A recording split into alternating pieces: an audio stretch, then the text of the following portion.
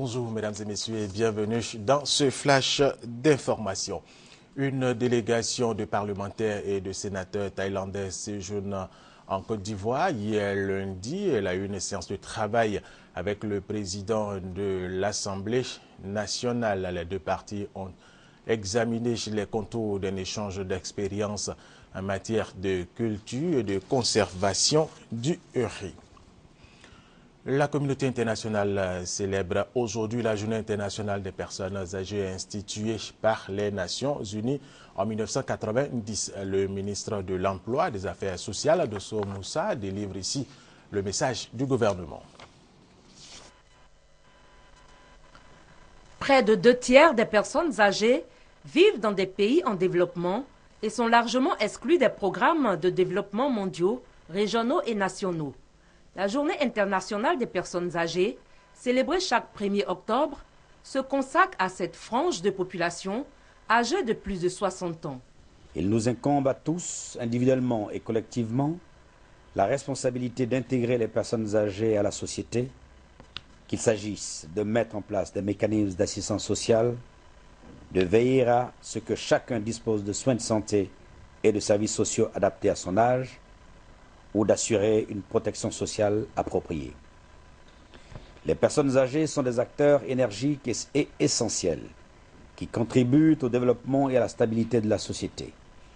Et nous pouvons et devons faire davantage pour exploiter leur potentiel.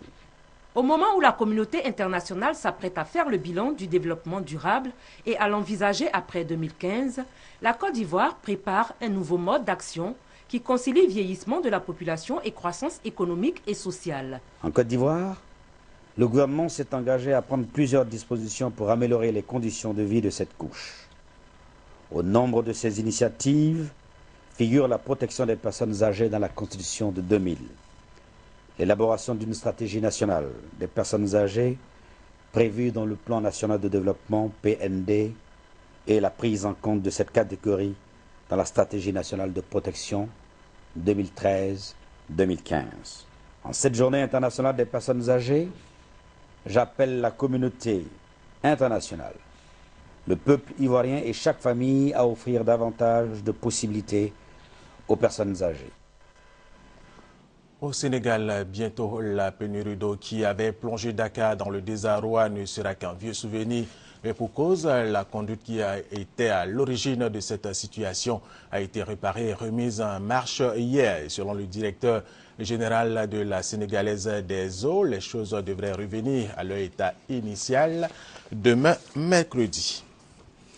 Hier, pour la deuxième journée consécutive, des tirs ont retenti à Kidal, au nord du Mali. Les affrontements ont opposé les activistes touaregs du mouvement national de libération de l'Azawad et les soldats maliens. Les échanges de tirs n'ont cessé qu'avec l'intervention des casques bleus de la MINUSMA, mission des Nations Unies au Mali. À l'origine de ce brusque coup de chaud, la conviction tenace chez les Touaregs qu'ils sont en train de se faire rouler dans la farine. Enfin, pour ajouter à la confusion, des soldats maliens mécontents de leur sort avaient fait usage de leurs armes dans le camp militaire de Kati. À Bamako, un officier aurait été blessé. Le président malien Ibrahim Boubacar Keïta, qui est en visite en France, a décidé d'écourter sa visite pour retourner au pays ce mardi après une rencontre avec le président français François Hollande.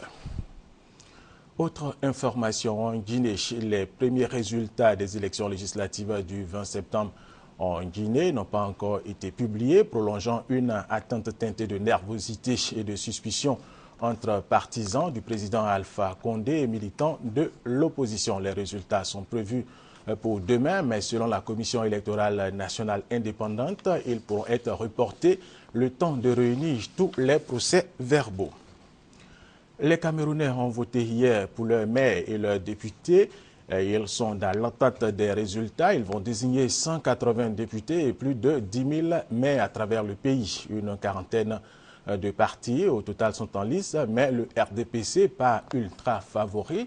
Le taux de participation est estimé à 75%.